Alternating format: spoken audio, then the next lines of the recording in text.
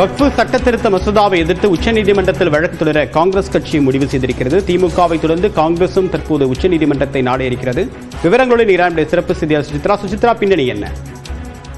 வக்ஃபு சட்ட திருத்த மசோதா நேற்று அதிகாரப்பூர்வமாக நாடாளுமன்றத்தில் தாக்கலாகி அமலாக்கி இருக்கும் நிலையில் தற்பொழுது அதற்கு எதிர்ப்பு தெரிவித்து உச்சநீதிமன்றத்தை நாடுவதற்கு காங்கிரஸ் கட்சியானது முடிவு செய்துள்ளதாக அக்கட்சியினுடைய மூத்த தலைவர் ஜெயராம் ரமேஷ் அறிவித்துள்ளார்.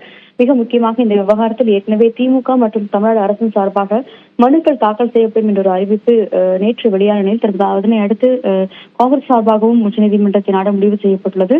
மக்களவை மற்றும் மாநிலங்களவையில் தாக்கல் செய்யப்பட்டு நேற்று அதிகாரப்பூர்வமாக நிறைவேற்றப்பட்டுள்ள நிலையில் அடுத்தபடியாக குடியரசுடைய ஒப்புதலுக்கு இந்த மசோதா அனுப்பப்பட உள்ளது. அவருடைய ஒப்புதலுக்கு பிறகு இந்த மசோதா சட்டமாக இருக்கும் நிலையில் அந்த ஒப்புதல் நகல் பெறப்பட்ட பிறகு உச்சநீதிமன்றத்தை நாடுவதாக தற்பொழுது ஜெயராம் ரமேஷ் அறிவித்துள்ளார். ஏற்கனவே குடியுரிமை திருத்த சட்டத்திலும் இது போன்ற மனுக்களானது காங்கிரஸ் சார்பாக தாக்கல் செய்யப்பட்டது. அதுபோல சிறுபான்மையினுடைய பாதுகாப்பு மற்றும் நலனுக்காக இந்த ஒரு மனு என்பது நிச்சயமாக தாக்கல் செய்யப்படும். சட்ட ரீதியில் இந்த மசோதாவை எதிர்ப்போம் என்ற ஒரு கருத்தையும் தற்பொழுது காங்கிரஸ் ஆனது முன்வைத்துள்ளது. விரிவான தகவலுக்கு நன்றி சுசித்ரா.